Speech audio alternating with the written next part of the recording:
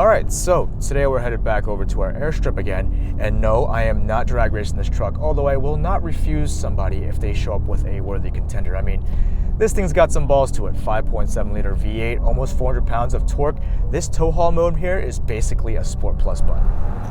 Anywho, before I get too carried away, I'm actually pretty excited about this matchup that we got going down. See, one of these cars is something that you've probably seen on the channel quite a few times in quite a few different variations. You know what I'm talking about. That VF Stage 2 Lamborghini R8 LP 610 Plus edition thingamajig. And yes, no doubt it is a cool car, but this other one is something that I've been trying to get on the channel for quite some time now, and that is the mythical Acura NSX.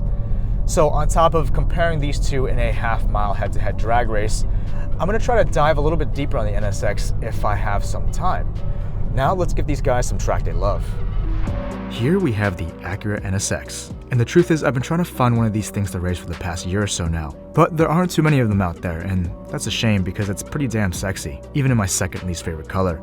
It's basically a hybrid supercar, much like the BMW i8 and the Porsche 918, but it sits right in between those in terms of performance. It's got a 500 horsepower twin-turbo V6 that's assisted by a pair of electric motors up front and a third motor mated to the main engine.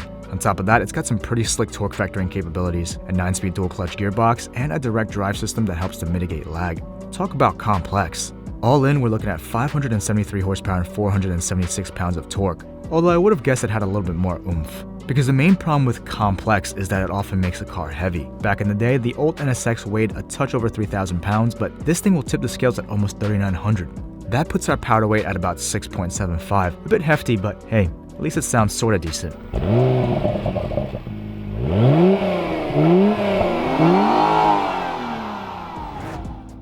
On the other side of the ring is the Audi R8 V10 Plus. Like I said, we've been around this block a couple times, but this particular car looks a little different. That's because it's got Vorsteiner aero on it, and usually I'm not a fan of body kits, but this does make the car much more aggressive looking. In terms of power, we're talking about the classic 5.2 liter V10 that makes 602 naturally aspired horsepower. Assuming the car's stock, which I hope it is. Weighing in at under 3,700 pounds, it's heavy, but is still the equivalent of an American adult male lighter than the Acura. So the power to weight is in the low sixes. But dang, you really can't beat that exhaust note, huh?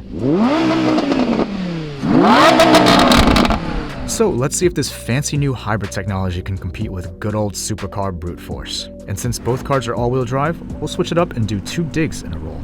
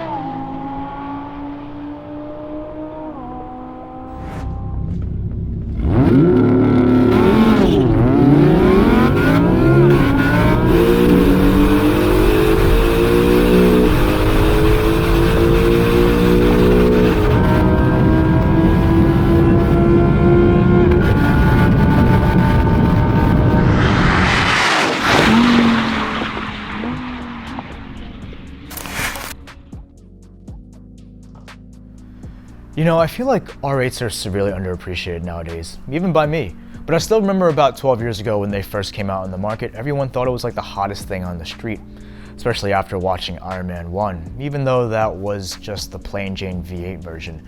Now every time I see an R8, I just think Walmart Huracan, except for the 2020 performance model. That one's still pretty hot. But, you know, I mean, that's not really fair because the R8 is just as good and it's just as fast as the Lambo. It's actually maybe even better in some regards.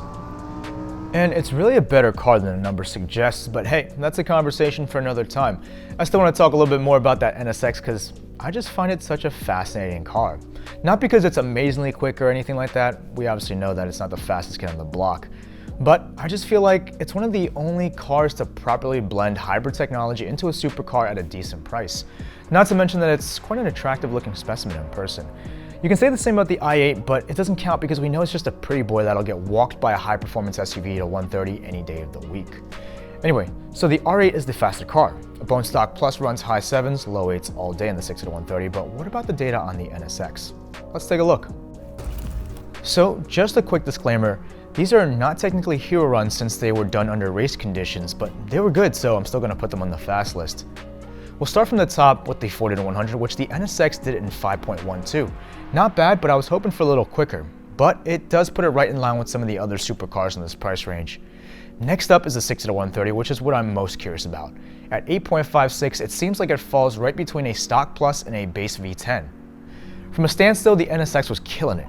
It's the fastest car to 60 on the channel so far, and keep in mind, there's no rollout, so it's about 0.2 faster with that involved. And with a 0 to 100 time of 7.26, it's only really beat by next level supercars here. Now the bad news, the driver let off right before the half-mile point, so we weren't able to get that time, but the standing quarter was almost identical to the published time by Car and Driver, so I'm pretty happy with that. At the end of the day, the NSX is probably a better contender for a base trim R8 V10, and realistically, they do sit closer in terms of price point, but what can you do? Beggars can't be choosers. So this kind of makes it an interesting dilemma. Me personally, I would go with the NSX on this one simply because they're pretty rare. And I have a few theories on that. A, it's just not that impressive in terms of performance. B, the purists who love the OG NSX are now mad that this thing weighs 1.5 million pounds. Or C, people just don't think an Acura should cost 150 grand. Especially with an interior like this. Sure, you can say it's nice on its own, but it doesn't hold a candle to the luscious looking inside of the Audi.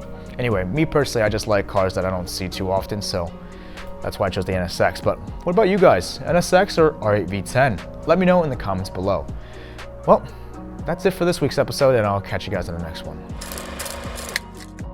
Hey guys, if you like this video, help a brother out by giving it a thumbs up. If you have any questions or if I said something weird, let me know in the comments below. You can also support the channel by sharing our stuff or maybe shop in the merch store. And if this is your first time here, don't forget to check out some of my other stuff. I produce all sorts of cool cinematic car content, so if that's your jam, hit that subscribe button and ring that bell icon for new episodes every week. Thanks for watching.